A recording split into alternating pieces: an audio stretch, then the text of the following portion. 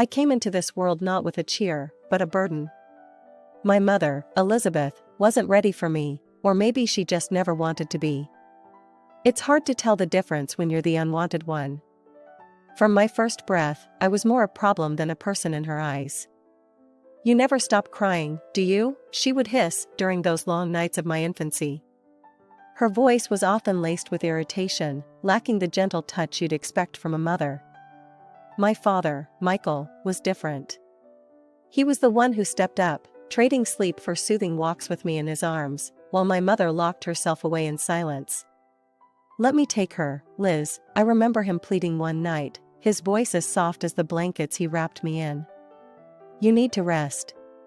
As I grew, the gap between my mother's affection and indifference widened, especially when Emily was born. Suddenly, there was light in my mother's eyes, but it wasn't for me.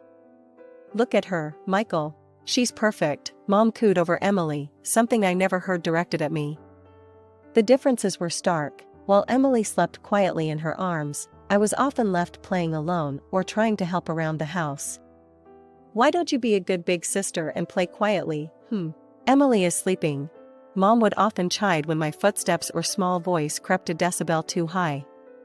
My role in the house grew as I got older. I wasn't just the elder sister, I was the helper, the cook, the cleaner, whatever kept me busy and out of the way. As time went on, I learned the art of invisibility at home. It was easier to blend into the background, to anticipate needs before they were spoken. By the time high school rolled around, I was more the family caretaker than their child. "Anna, make sure the laundry's done and dinner's ready by 6, Mom would command as she left with Emily for another shopping trip, their laughter a bitter sound as it faded down the hallway. "Yes, Mom," was always my reply, mechanical, rehearsed. At school, things were different. I was a good student, quiet but diligent. Teachers noticed me, praised me, something that never happened at home. They encouraged me, talked about potential and futures that seemed so distant from my reality. "Have you thought about college, Anna?" Mr. Henderson, my English teacher, once asked. His encouragement felt like a lifeline. "I'd like to, sir. I really would," I admitted, a flicker of hope stirring within. Those moments, rare and precious, were what fueled me. They made the long days and lonely nights bearable. They whispered of a life beyond the confines of my mother's cold indifference and the shadow of my sister's favored existence. A life where maybe, just maybe, I could be seen for who I was, not just for what I could do for others. By the time I graduated high school, I had my plan all mapped out. It wasn't anything fancy, just a simple escape from a home that felt more like a prison. The day I turned 18, I packed my bags, mostly filled with second-hand clothes and a few cherished books. "You really going through with this?" Dad asked, his face lined with worry as he watched me stuff a duffel bag. "Your mom's gonna flip, you know. She expects you to stick around, help out with the house, with Emily." I zipped up the bag with more force than necessary. "I know. But I can't stay here, Dad. I gotta try and make something of myself." I moved into a tiny apartment on the edge of town, close enough to my new job at a local diner. The work was hard and the hours were long, but every paycheck was a step closer to my goal. The diner was a noisy, bustling place, filled with the clatter of dishes and the constant chatter of customers. I learned to keep my head down and my hands busy. Nights were spent in a cramped study corner of my apartment, textbooks spread out as I worked through community college applications. I was determined to be more than a waitress, more than what my mother said I'd be. "Why you both errand with all that school stuff?" my neighbor, Jo, once asked when she caught me buried in paperwork. "Ain't like it's gonna change much." "It might not," I admitted, "but it's worth a shot. I want to be a teacher, Jo. I want to do something meaningful." Jo snorted, dragging on her cigarette. "Well, good luck with that, kid. This world ain't kind to dreamers." Saving money became a game of numbers. Every tip went into a jar, every spare dollar tucked away for future tuition. I cut corners everywhere, lived on ramen and toast, and kept my eyes on the prize. After a year of relentless work and study, I had enough to enroll in college. I chose the local community college, affordable and within commuting distance. The day I received my acceptance letter, I felt a surge of pride like never before. Walking into my first class, I felt out of place with my worn-out jeans and second-hand textbooks, but I was there, in a seat, ready to learn. "You here for the early childhood education program?" a girl next to me asked, her pen tapping nervously on her notebook. "I'm Sarah. We should study together, maybe?" "Sure, Sarah. I'm Anna. I'd like that." College was a whole new world, one where I wasn't just the forgotten daughter or the hard-working waitress. I was a student, a peer, and soon, I found myself part of a community. Evenings were still spent at the diner, but now my days were filled with lectures, group projects, and a growing belief that I could really make this happen. I could become someone who made a difference. The path wasn't easy. There were moments of doubt, of fear that maybe Joe was right, that maybe the world wasn't kind to dreamers. But every time I helped a classmate understand a tough concept, or received praise from a professor, I knew I was where I was supposed to be. By the time my second year of college rolled around, I was deep into my studies and working the evening shift at the diner. One evening, as I balanced a tray full of burgers and shakes, my phone buzzed in my apron. It was an email from the college financial office. My heart skipped. This was it, the scholarship decision. I waited until my break, hands shaking as I logged in to read the email. "Congratulations," it began. "We are pleased to inform you." I didn't need to read the rest, I had done it. A full ride for the next year. I let out a breath I didn't even know I was holding and slid down against the wall, relief washing over me. The following weeks flew by in a blur of exams and late-night shifts. But with my financial worries eased, I was able to focus more on what I really loved, learning how to teach. As the semester ended, I started applying for teaching positions, each application sent with a mix of hope and nerves. One afternoon, while I was setting up for a job fair, my old classmate, Sarah, bumped into me. "Listen, are you still looking for a job? My aunt's school is looking for a new primary teacher. You should totally apply." I followed up on Sarah's tip and landed an interview. The night before, I practiced answers to possible questions in front of my mirror, determined to come off as confident and competent.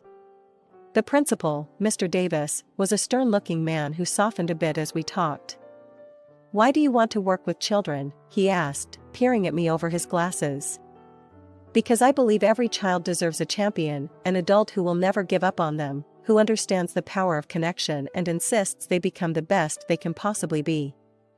I walked out of there feeling like I had just won my second scholarship. A week later, I got the call. I was in. I was going to be a teacher. After years of working tirelessly as a teacher and constantly hitting the books at night to stay ahead, I decided it was high time to invest in a proper laptop. Walking into the tech store, I was more than a little out of my element. Rows of shiny, high-tech gadgets lined the walls, each one promising the world. I must have looked lost because a guy with a friendly smile and a name tag that read Tom approached me. "Need some help finding something?" he asked, his tone friendly. "Yeah, I'm looking for a laptop that can handle a lot of multitasking and won't give up on me in a year," I replied, hoping I sounded like I knew what I was talking about. Tom nodded, showing me a few models and explaining the specs in a way that didn't go right over my head. "This one here would be perfect for what you need, and it's within budget." As he rang up the sale, he gave a casual, "You know, you seem really into your work.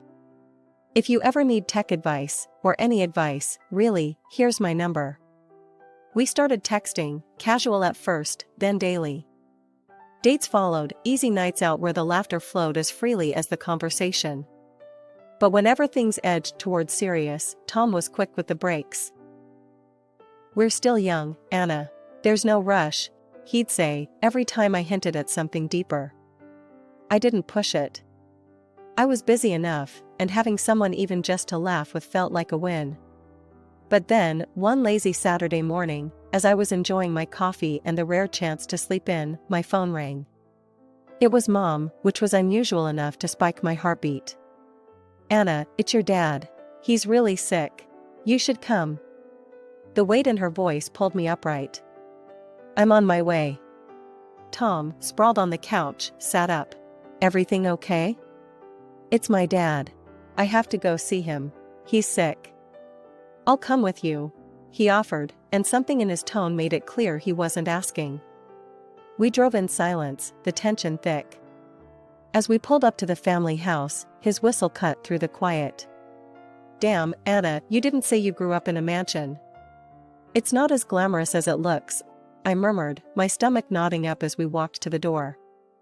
Inside, Mom and Emily were the picture of superficial concern. I introduced Tom, their smiles a little too polished. "Nice to finally meet the man making our Anna so happy," Mom cooed, her eyes appraising. "We were just talking about the future," Emily chimed in, eyeing Tom like a new accessory she might like to try. I barely listened, my focus on getting to Dad. He was propped up in bed, looking so frail it knocked the breath from me. "Anna, my girl," he rasped as I approached. "I'm sorry for everything." Tears stung my eyes, but I managed to smile. "It's okay, Dad. I'm here now." "I should have been stronger. Should have stood up for you more," he continued, each word labored. We talked a little more until he drifted off, tired from the effort. I kissed his forehead and joined the others at dinner, Tom in tow. The conversation at the table turned quickly to money, inheritances, things that seemed so trivial with Dad's room just upstairs. "Your father's made some smart investments," Mom was saying, her voice light, almost excited. "It should keep us comfortable." "Yeah, I've been looking at trips to Europe," Emily added, like she was picking out items from a catalog. Tom listened, nodding along, but I felt sick. "Shouldn't we focus on Dad's health first?" I interjected, unable to keep the edge from my voice. "Oh, Anna, always so dramatic," Emily sighed. "We have to be practical about the future." I wanted to argue, to scream that they were talking about Dad like he was already gone. But I bit my tongue, the words tasting like bile. We drove back to my place, the city lights blurring past as I let the distance from that house, from those people, slowly help me breathe easier. Coming back from that unsettling dinner at my parents' place, Tom seemed more contemplative than usual. We'd barely closed the door to my apartment when he turned to me, his expression serious. "Anna, I've been thinking a lot lately," he began, running a hand through his hair. "Marry me, Anna." The proposal was as unexpected as a thunderclap in clear skies. "What? Tom, where is this coming from?" "I know it's sudden," he admitted, stepping closer. "But today, seeing everything, I just know I want to be there for you, for good. We don't need anything big, just us, together." His words, sincere and raw, cut through the confusion. I loved him, that much was clear. And maybe, just maybe, he was the solid thing I could hold on to. "Okay, yes," I said, the decision feeling right despite the chaos of my thoughts. We didn't wait. The very next week, we stood together at City Hall, exchanging simple vows in a quiet room. No frills, no grand speeches, just a promise to each other. But even the warmth of new marriage couldn't shield me from the concern for my father. His health was deteriorating, each visit painting a starker picture than the last. One afternoon, as I sat beside his bed, holding his hand while he dozed, he stirred and looked at me with a clarity that had become rare. "Anna," he murmured, squeezing my hand. "When I'm gone, there'll be something for you. A surprise." I brushed his hair back from his forehead, smiling to ease his worries. "Dad, don't talk like that. You need to focus on getting better." But he shook his head gently. "Just know that I did what I could." His words hung between us, heavy and somber. I chose not to press him, thinking it was the illness speaking, his mind fogged by medication and pain. Leaving his room that day felt harder than ever. At home, Tom tried to comfort me, but the image of my father's frail form haunted me. Meanwhile, Mom and Emily's conversations about the future grew more frequent and filled with cold calculations. One evening, I overheard them talking in the kitchen while I was supposed to be out. The medical bills are piling up, and with your father like this, well, it's not sustainable, Mom was saying, her voice laced with impatience. I've already signed up for plastic surgery to find a new boyfriend. Emily responded, her tone just as calculating. We need to think about what comes next. I want that new car that you and I saw in the salon. Frustrated and heartbroken, I left them to their scheming. Back at my place, Tom held me close as I cried, my tears for my father, for the family I wished I had. The day we buried my father was cold and gray, the sky mourning with us as friends and relatives came to pay their respects. That evening, the family gathered at my parents' house.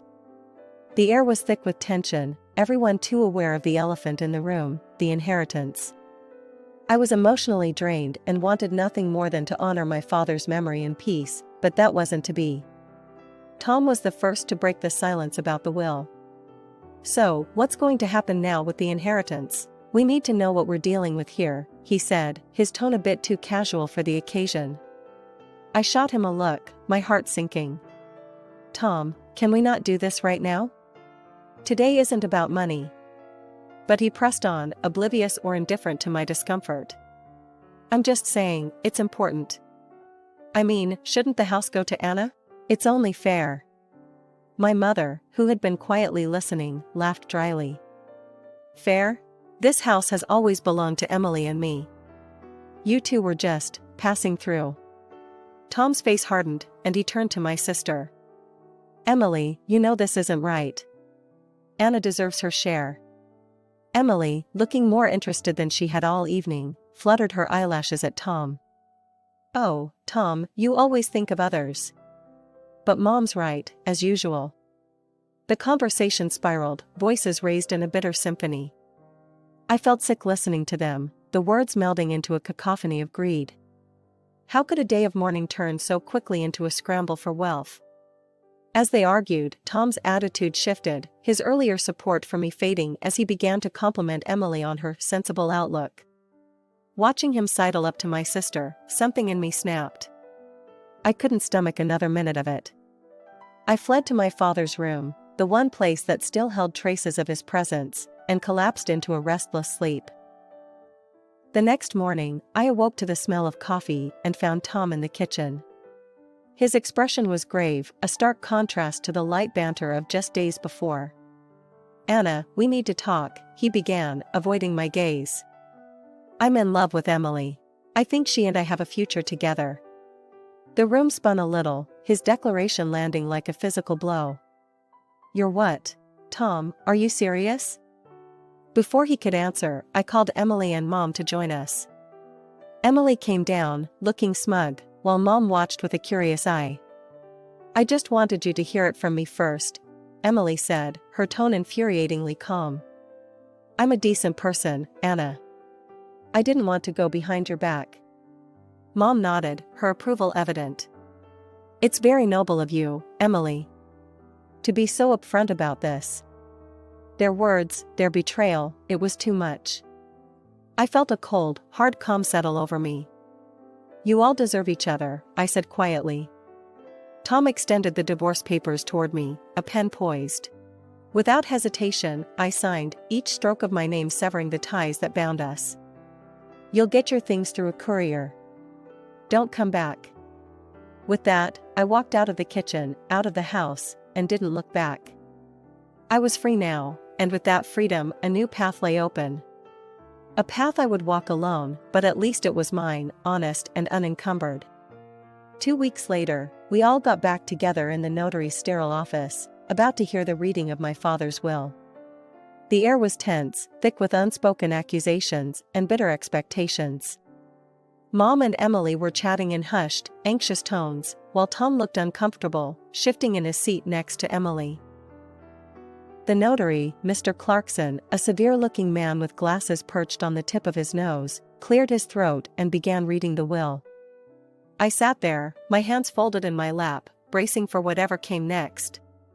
To my daughter Anna, Mr. Clarkson read, his voice neutral. I leave the sum of $400,000. The room went silent for a heartbeat before chaos erupted. Mom's face turned a shade of red I knew too well as her financial desperation spilled out. "I have debts, Anna. Your father knew. He promised he'd take care of us," she shrieked, her voice cracking under the strain. Emily joined in, her voice sharp and accusing. "And what about me? I'm getting married to Tom. We need that money for a proper wedding." "You don't need all that money, Anna." I stared at them, the sheer audacity rendering me momentarily speechless. Tom, meanwhile, tried to play the affection card, stepping toward me with open arms. "I've missed you, Anna. I've made a mistake. I only ever loved you."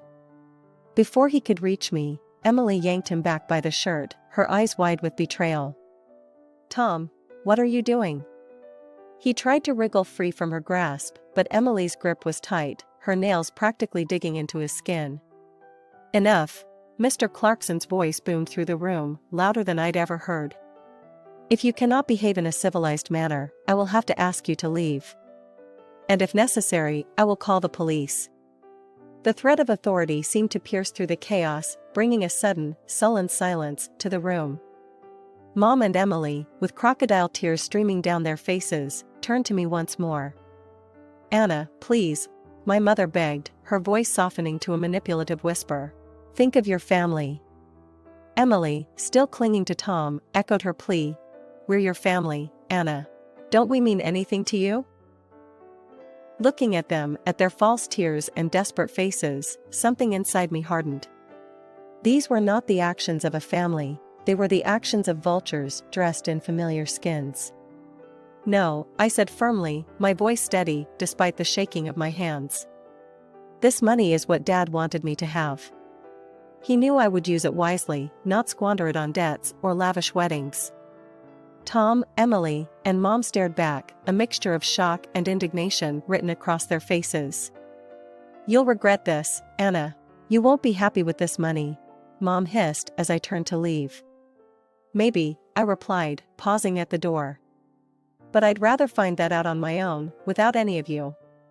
As I stepped into the sunlight, the cool air felt like the first breath of a new life, one where I was no longer bound by the toxic ties of those who shared my blood but not my values. I used the money to open a small private kindergarten. It was something I'd dreamed of, a place where children could feel loved and valued, the way I wished I had felt growing up. The process wasn't easy. There were permits to obtain, a property to renovate, curriculums to design, and staff to hire. But every step felt right. I named it Bright Beginnings, a nod to the new start it represented for me and the children we would serve. Business was good, better than I had hoped. Parents loved our approach, and word of mouth spread. Soon, we were at full capacity, and I began planning an expansion. One day, while reviewing blueprints with my assistant, Jenny, my phone buzzed with an update from a name I hadn't seen in a while, Rachel, a mutual acquaintance of my family. "Hey Anna, thought you should know, your mom and Emily sold the house. They had to move out of town, ended up in a small place. Not much left after settling their debts," she texted. I stared at the screen for a long moment. "Thanks for the update, Rachel," I typed back, a mix of emotions swirling through me. As the days turned into weeks, Bright Beginnings grew not just in size, but in reputation. It was during this busy time that Tom reappeared, as unexpectedly as he had exited my life. I was returning from a meeting when I found him standing outside my apartment, a huge bouquet in his hands and that same charming smile plastered on his face. "Anna, hey. I've been thinking about you," he said as I approached, trying to hand me the flowers. I stopped short, my keys in my hand, an incredulous laugh escaping me. "Really, Tom? After everything, you think flowers will fix it? Come on, Anna. I made a mistake. Can we talk?" His voice was coaxing, his smile faltering just a bit. I looked at him, really looked at him, and all I saw was the same selfishness, the same opportunism. "No, Tom. We can't. There's nothing for you here." He lingered for a moment, the smile finally slipping off his face as he realized I was serious. Then, with nowhere left to push, he turned and left, the discarded flowers lying wilted by my doorstep. The next few months flew by. Bright Beginnings became not just a daycare but a cornerstone of the community. We hosted family events, workshops for parents, and continued to expand our services.